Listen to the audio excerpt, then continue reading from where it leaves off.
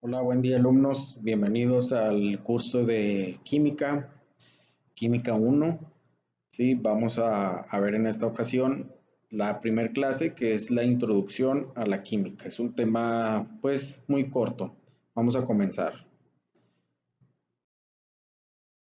Bien, la definición de química, bueno, hay varias definiciones. Podemos decir que la química es una ciencia natural, ¿sí? Como toda ciencia se basa en el método científico para eh, comprobar, bueno, los nuevos conocimientos, ¿verdad? Todos los conocimientos pertenecientes a la química se comprueban mediante el método científico. ¿Qué estudia la química? Es una ciencia que estudia la materia, ¿verdad?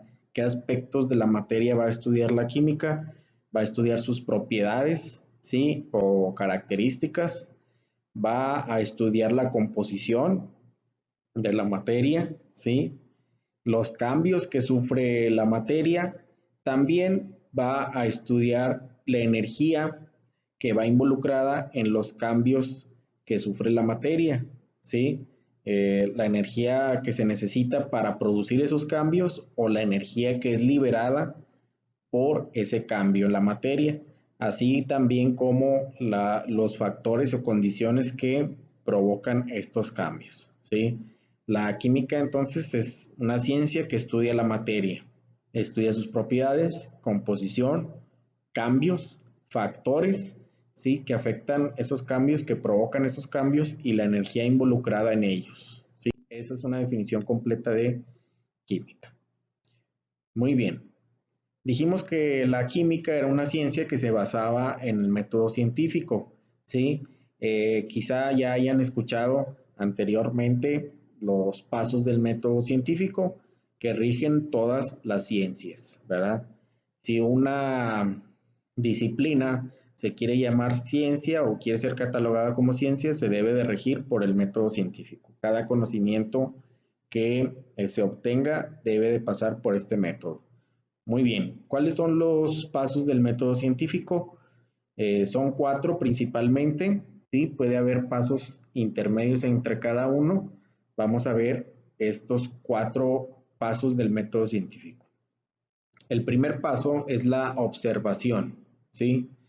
En esta etapa se van a identificar los problemas o hechos, ¿verdad? O datos relevantes de un problema, ¿sí? La observación no significa nada más ver, ¿sí? Observar. Tenemos que observar los detalles, identificarlos, ¿verdad? Cada uno de los detalles, registrarlos, registrar los hechos, datos anteriores también, datos relevantes de cualquier incógnita, ¿verdad? Que se nos presente. Muy bien, ya una vez observado, habernos hecho esa pregunta del por qué suceden ciertos fenómenos, tendríamos que dar una respuesta, ¿verdad? Pero en base a nuestros conocimientos o conocimientos anteriores. Esto es dar una hipótesis, ¿sí? ¿Qué es una hipótesis? Es una proposición, ¿sí? De una posible explicación del fenómeno que nosotros estamos observando, ¿sí? Pues consiste en proponer una posible explicación, ¿sí? Podemos utilizar predicciones, ¿verdad? Del por qué nosotros creemos en base a datos anteriores o una recopilación de datos, por qué creemos que sucede determinado fenómeno, ¿sí? Muy bien. Ya una vez nosotros haber dado esta posible explicación o hipótesis, tenemos que comprobarla mediante un experimento, ¿sí? Tenemos que idear un experimento en el cual vamos a recrear las condiciones, ¿sí? En las que sucede determinado fenómeno, ¿sí? Tratando de contestar o de comprobar nuestra hipótesis.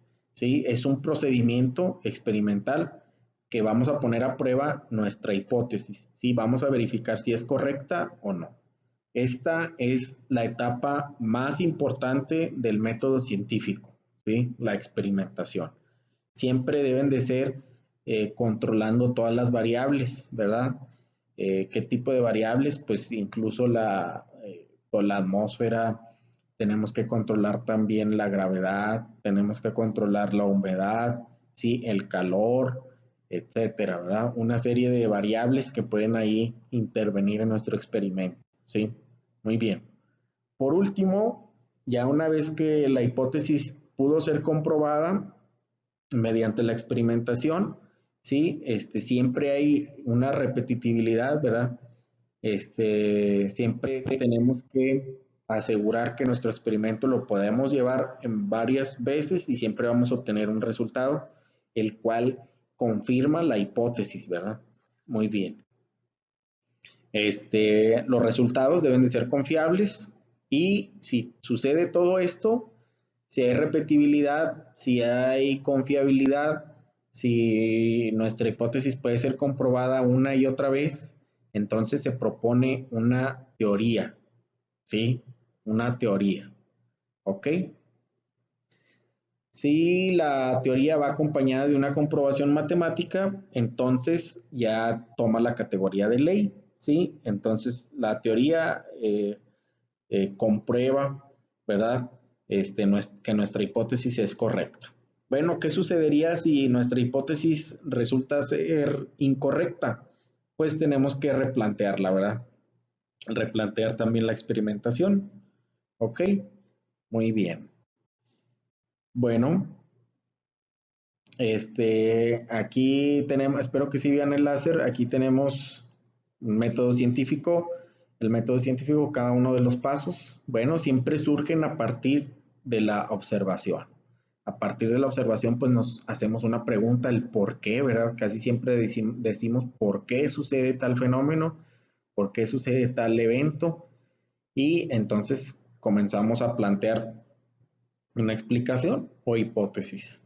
Podemos hacer un experimento, obtenemos resultados comprobables y si esto es comprobable, pues se convierte en teoría o ley, ¿verdad? Y después se puede divulgar en una revista científica nuestro descubrimiento, ¿verdad? Muy bien. Este, Vamos a continuar. Bueno, un ejemplo de un evento que pueda ser comprobado por el método científico. La lluvia, por ejemplo, ¿sí? La lluvia es un ejemplo muy fácil. En la antigüedad, los antepasados para explicar el fenómeno de la lluvia, ¿qué era lo que pensaban? Hablamos de nuestros antepasados aquí en México. ¿Qué era lo que ellos daban como explicación al fenómeno de la lluvia? Pues decían que había dioses, ¿verdad? De la lluvia. Si llovía, pues algún dios está enojado o triste, ¿verdad? Si había truenos, pues estaba muy enojado. ¿Qué hacían ellos? Su hipótesis era que eran dioses, ¿verdad? Entonces sacrificaban personas, etcétera, para calmar la ira de los dioses. Esa era su explicación. No estaba basada en el método científico, ¿verdad? No era comprobable. Hoy sabemos que este, la lluvia se genera por primero la evaporación del agua, ¿sí? Que está en ríos, en lagos, en los mares, ¿sí? Se condensa en forma de nubes y cuando baja la temperatura, la presión atmosférica hace su tarea, entonces vuelve al estado líquido, ¿verdad? Y cae en forma de lluvia. Así se cumple un ciclo del agua, ¿sí? Esto es comprobado por el método científico. Muy bien. Ok, entonces siempre se debe de plantear un problema, vamos a observar ese problema, se formula una hipótesis, ¿sí? Es una suposición del problema. Una vez que ya formulamos la hipótesis, tenemos que diseñar un experimento con el fin de confirmar o descartar dicha hipótesis, ¿sí? Hay que controlar siempre las variables que puedan influir en nuestro experimento, ¿verdad? Muy bien, si comprobamos la hipótesis, se convierte en ley o teoría, ¿verdad? ¿Sí? Y a partir de ahí ya podemos sacar conclusiones. Muy bien. Ok, ya vimos cuál era la definición de química, ya vimos que se basa en el método científico. Vamos a ver a continuación cuáles son las ramas de la química, ¿sí? Principalmente las siguientes ramas de la química, ¿verdad? Hay muchas, por supuesto. La química general es una química básica, ¿verdad? Aquí vamos a nosotros tratar los principios básicos, ¿verdad? Que constituyen a los átomos, cómo están conformados, las moléculas, aquellas moléculas y átomos con carga, ¿verdad? Que son los iones, los enlaces químicos, ¿verdad? Enlaces covalentes, enlaces iónicos, enlaces metálicos, las propiedades que tienen cada uno los tipos de sustancias químicas, ¿sí? Las transformaciones, aquí vamos a ver las reacciones químicas, ¿verdad? Los tipos de reacciones químicas, cómo se llevan a cabo, etcétera.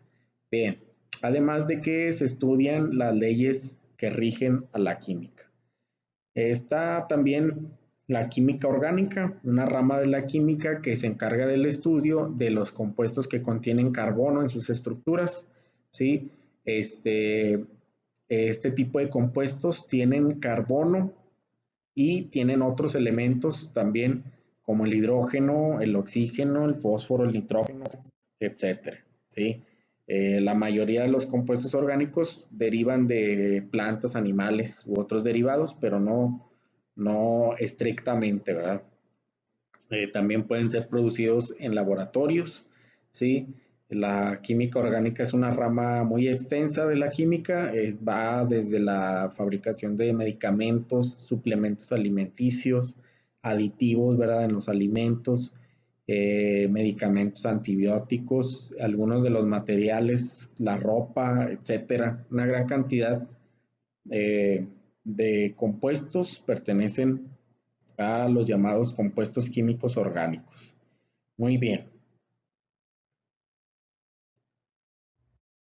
La química inorgánica va a estudiar los compuestos que no contienen carbono, ¿sí? Es decir, todos los demás compuestos que no tengan carbono en sus estructuras son objeto de estudio de la química inorgánica, ¿sí?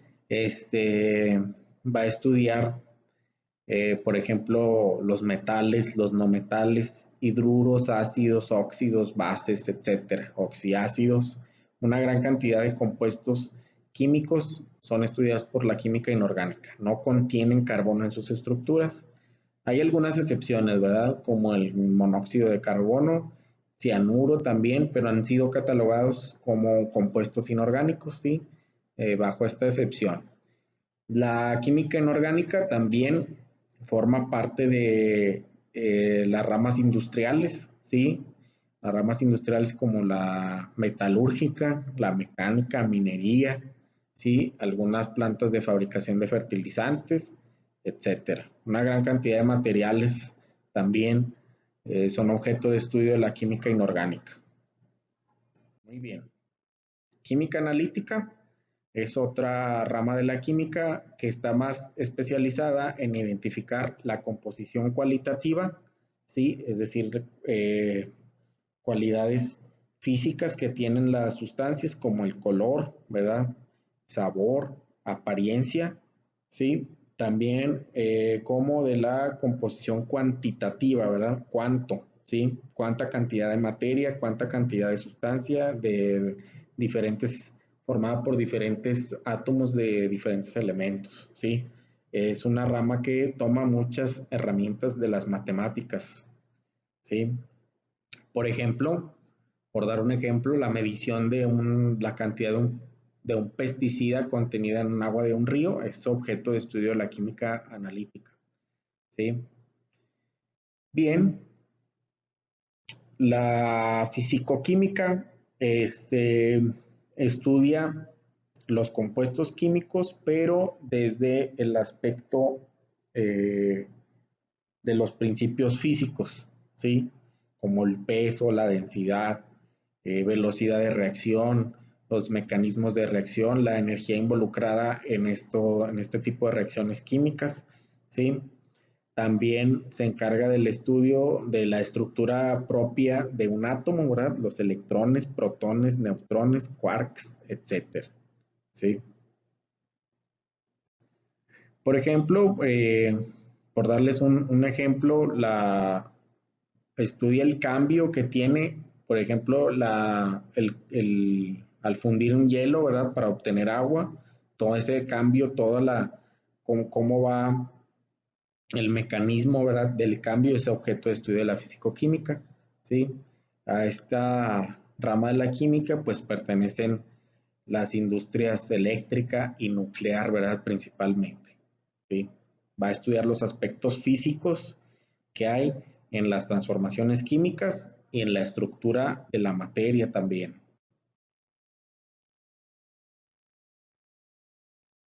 Por último, la bioquímica, ¿sí? Una rama de la química muy importante, estrechamente relacionada con la biología, ya que estudia la química, ¿sí? Que ocurre dentro de los sistemas vivos como plantas, animales, microorganismos, etcétera, ¿sí? Va a estudiar todas las reacciones químicas que se presentan en los organismos vivos y derivados de estos, ¿sí?